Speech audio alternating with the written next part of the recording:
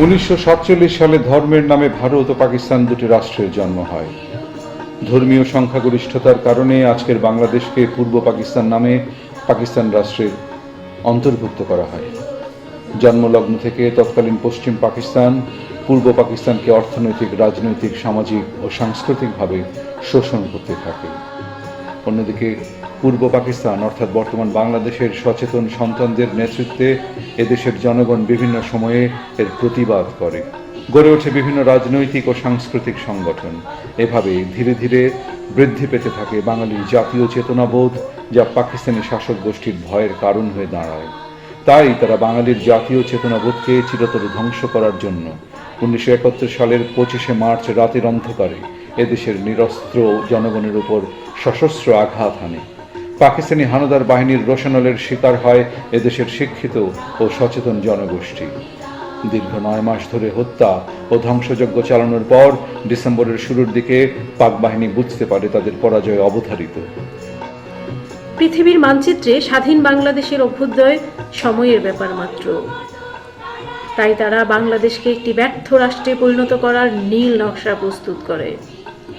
সে অনুযায়ী এদেশের কিছু কুলাঙ্গার সন্তান রাজাকার, আলবদর, আল-শামস বাহিনীর সহায়তায় বাঙালির জাতীয় চেতনার বাতিঘর এদেশের বুদ্ধিজীবীদের বাড়ি থেকে ধরে নিয়ে নিষ্ঠুরভাবে হত্যা করে। চূড়ান্ত আঘাতটি আসে 14 ডিসেম্বর। সেদিন সবচেয়ে বেশি সংখ্যক বুদ্ধিজীবীকে হত্যা করা হয়। তাই এই দিনটিকে শহীদ বুদ্ধিজীবী দিবস হিসেবে সারা দেশে পালন করা হয়। দেশের প্রথম সারির উচ্চশিক্ষা প্রতিষ্ঠান হিসেবে সরকারি হরগঙ্গা কলেজ ভবিষ্যৎ প্রজন্মের মধ্যে দেশাত্মবোধ জাগ্রত করার লক্ষ্যে প্রতি বছরের মতো 2019 সালের 14 ডিসেম্বর বিভিন্ন কর্মসূচির মধ্য দিয়ে শহীদ বুদ্ধিজীবী দিবস পালন করে। এবছর স্মরণ অনুষ্ঠানটি উৎসর্গ করা হয় শহীদ বুদ্ধিজীবী অধ্যাপক মনির চৌধুরীকে। পুষ্পস্তবক অর্পণের মধ্য দিয়ে দিবসটির সূচনা হয়। কলেজের ঐতিহাসিক জামতলা চত্বরে জাতীয় সঙ্গীত পরিবেশনের মধ্য দিয়ে মূল পর্ব শুরু হয়। আমার সোনার বাংলা, আমি তোমায় ভালোবাসি,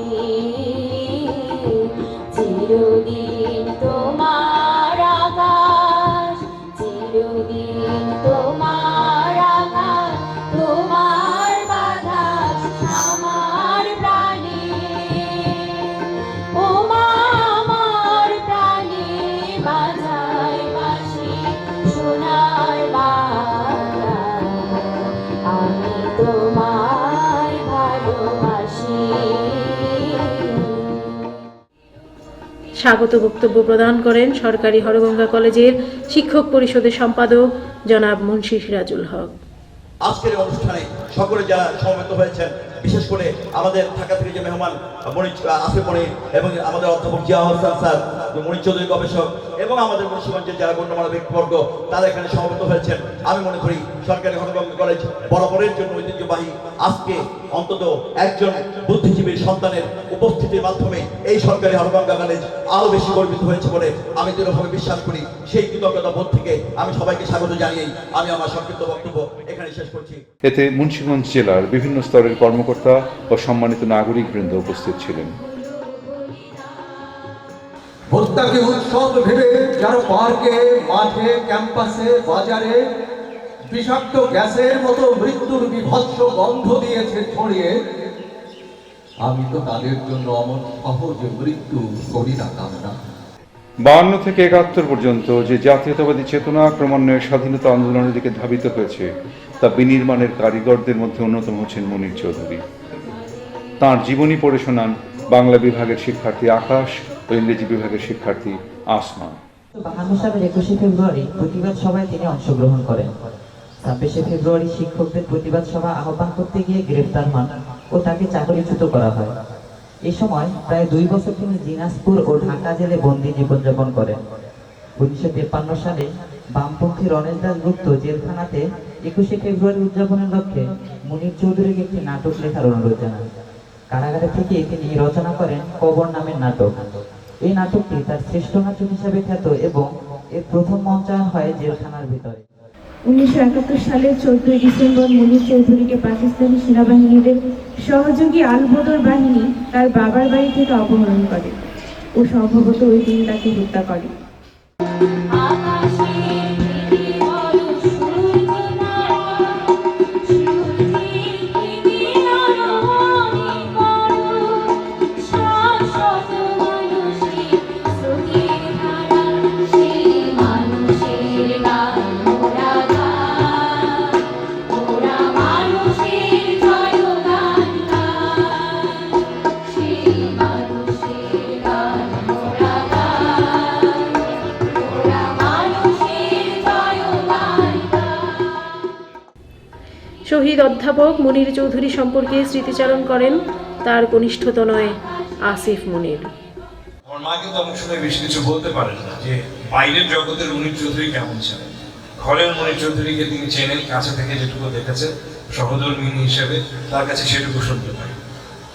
আমার বড় ভাইরা যখন তারা টুকরো টুকরো ঘটনার কথা বলেন, কিন্তু বেশিরভাগ সময় মুনির চৌধুরী যে পরিচয়গুলো আপনারা শুনবেন, বক্তৃতার মুনির চৌধুরী, নাট্যকার মুনির চৌধুরী, শিক্ষক মুনির চৌধুরী, আন্দোলনের মুনির চৌধুরী, এর মাঝে বাবা মুনির চৌধুরী অথবা স্বামী মুনির চৌধুরী খুব স্বল্প সময়ে কিন্তু সেখানে থাকতে পেরেছে। সেটাতে কিন্তু আমাদের কোনো ক্ষোভ নেই, কারণ যে বড় পাওয়ার জায়গাটায় তিনি অবদান রেখে গেছেন, ক্ষতি তো অবশ্যই আছে, কিন্তু যখন জাতি একটা দিক নির্দেশনা পায়, সামনের দিকে এগিয়ে যায়, এবং যখন তাদেরকে স্মরণ করা হয়, তাদের সৃষ্টিগুলোকে নিয়ে চিন্তা করা হয় বা সেগুলো নিয়ে কাজে লাগানোর চেষ্টা করা হয়, তখন আমাদের গর্বে ভরে যায়। তখন আমরা মনে করি যে তারা যে ত্যাগগুলো করেছে তাদের পুরো জীবন ধরে, শুধু মুক্তিযুদ্ধে তাদের প্রাণ দেওয়া দিয়ে নয়, পুরো সময়টাই তারা যে ত্যাগগুলো করে গেছেন জাতির জন্য, সেটার কিছুটা অবদান রাষ্ট্র জাতি রাখছে। পাশাপাশি যেটা বলবো যে এই উদ্যোগগুলো যখন শুরু হয়েছে এই দিবস পালনের, সেখান থেকে আমরা আশা করবো যে বিশেষ করে শহীদ বুদ্ধিজীবীরা তাদের যে সৃষ্টিগুলো রেখে গেছে, অনেকেই কিন্তু তাদের চিন্তাগুলো প্রকাশিত হয়েছে বিভিন্ন লেখার মাধ্যমে, সেগুলো প্রকাশ আকারে এসেছে, কোনো কোনো ক্ষেত্রে তা ডায়েরির আকারে হয়েছে, কিছু অপ্রকাশিত আছে, কিন্তু অনেক কিছুই প্রকাশনাগুলো আর খুঁজে পাওয়া যায় না। গবেষণা হয়েছে, এখানে জিয়াসন ভাই আছে, গবেষণা হয়েছে, এখনো হচ্ছে, তাদেরকে নিয়ে হয়, কিন্তু তাদের নিজেদের লেখাগুলো, যেই কারণে তারা বুদ্ধিজীবী, বুদ্ধিবৃত্তির যে চর্চাগুলো করেছে, এগুলো এখানে আমরা কতজন জানি বা পড়েছি, খুঁজে তো পাই না। সেটার একটা উদ্যোগ গ্রহণ করা দরকার। আমরা যখন কথা বলি আজকাল শহীদ সন্তানরা যখন বিভিন্ন দাবির কথা বলি, তখন কিন্তু এটি একটি অন্তত অতি সম্প্রতি আমি বলছি যে শহীদ বুদ্ধিজীবীদের লেখাগুলো, তাদের রচনাগুলো বয়স অনুযায়ী পাঠ্যক্রমে অন্তর্ভুক্ত হওয়া উচিত, বাধ্যতামূলক হওয়া উচিত।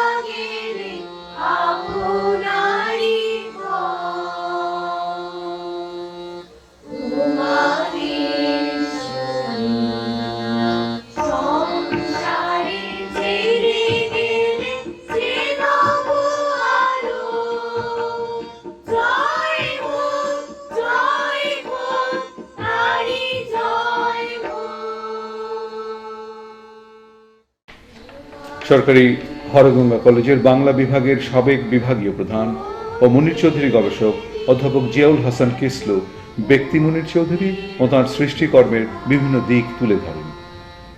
জীবনে যুক্তি দিয়ে সবকিছু তার বিশ্বাস করতে চাই। উনি বুঝতে পেরেছিলেন এই দেশ স্বাধীন হতে যাচ্ছে, এটাও কিন্তু তার একটি যুক্তির বিষয় ছিল। কারণ দীর্ঘদিন পর্যন্ত সংগ্রামের সঙ্গে উনি যুক্ত ছিলেন, জেল খেটেছেন, ভাষা আন্দোলনের সঙ্গে যুক্ত হয়েছিলেন। ভাষা আন্দোলন থেকে কিন্তু বুঝতে পেরেছিলেন যে এই দেশ একদিন না একদিন স্বাধীন হবে এবং স্বাধীন হতেই হবে। আমরা তাকে কতটুকু চিনেছি জানি না, কিন্তু ওই যে শত্রুগুলো ওরা ঠিকই বুঝতে পেরেছিল যে এই লোকগুলোর জন্যই আসলে এই দেশটি এগিয়ে যাচ্ছে, এই দেশটি স্বাধীন হতে যাচ্ছে। যে কারণে 14 ডিসেম্বরে যখন দেশকে ম্যাসাকার করার পরে যেটা দরকার ছিল, জানে যে আমাদেরকে এখন সারেন্ডার করতে হবে, এই দেশ ছেড়ে চলে যেতে হবে, এই স্বাধীনতা এদেরকে দিতেই হবে, স্বাধীনতার আর কোনো বিকল্প নেই। তখন ওরা ধরল এই স্বাধীনতার পেছনে কারা নেপথ্যে কাজ করেছিল, সেই বুদ্ধিজীবীদেরকে ধরো। As the stars that should be bright when we are dust, moving in marches over the heavenly plain, as the stars that are starry in the time of our darkness, to the end, they remain. নিঃশেপ সে প্রাণ যে করিবে দান, ভয় নাই তার ভয় নাই। কলেজের উপাধ্যক্ষ প্রফেসর নাসিম আহমেদ তার অনুভূতি ব্যক্ত করতে গিয়ে বলেন, 1971 সালে বুদ্ধিজীবীদের চোখ হাত বেঁধে স্বজনদের কাছ থেকে কেড়ে নেয়ার যে দুঃসহ স্মৃতি শহীদ পরিবার বহন করছে, তার সাথে নতুন প্রজন্মকে পরিচিত করার দায়বদ্ধতা আমাদের সকলের। উনি বলেছেন শহীদ পরিবার, শহীদ পরিবারের আমরা আপনাদের সাথে আমরা সকলেই আছি। আজকের এই অনুষ্ঠান তাই আপনাদের জন্য, আপনাদের ব্যথা আমরা অনুভব করি। যে চিন্তা, যে চেতনা শ্রেষ্ঠ সন্তানদের ছিল, সেই চেতনার পরবর্তী প্রজন্ম যেন বহন করে, তার জন্য আজকের এই আয়োজন।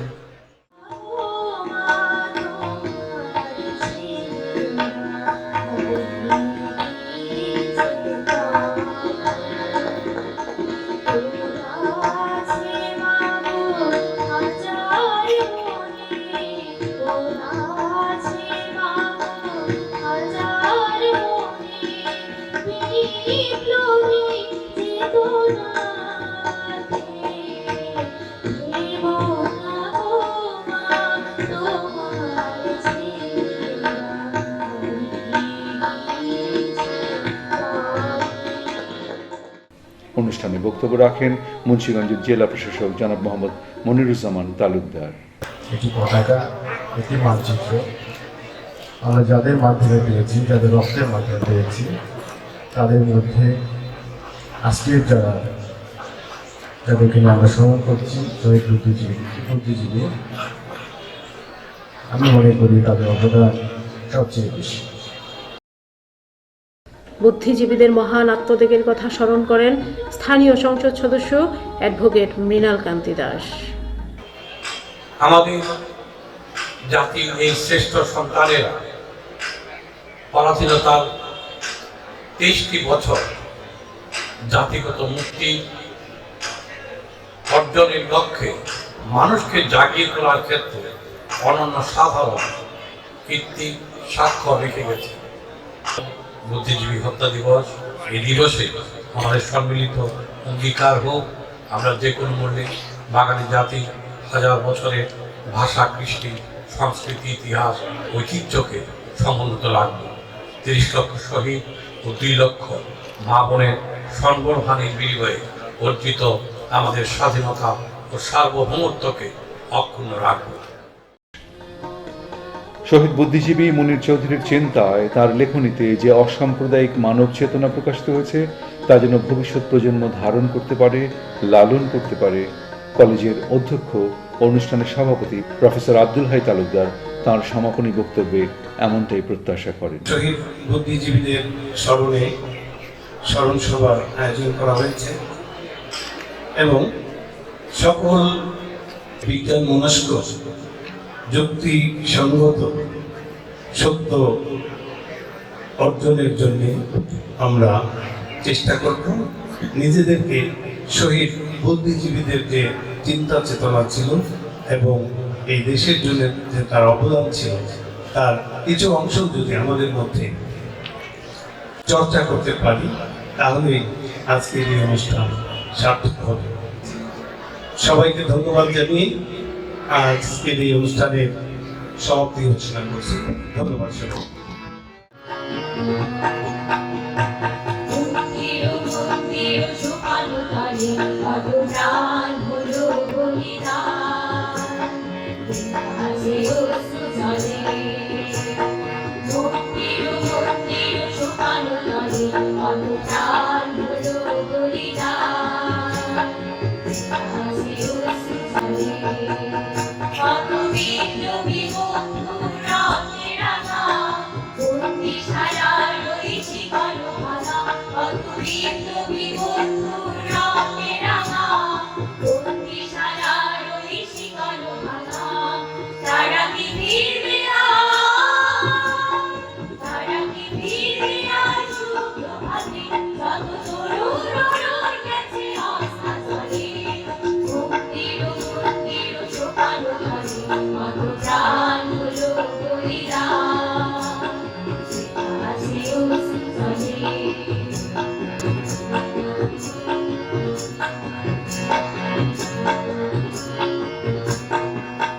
যারা সর্বগত তারা এখনো জানে স্বর্গের প্রিয় জন্মভূমি এসো স্বদেশ রূপের মহাদীক্ষালক্ষ্মী সেই মৃত্যুঞ্জয়ীদের চরণ তুমি।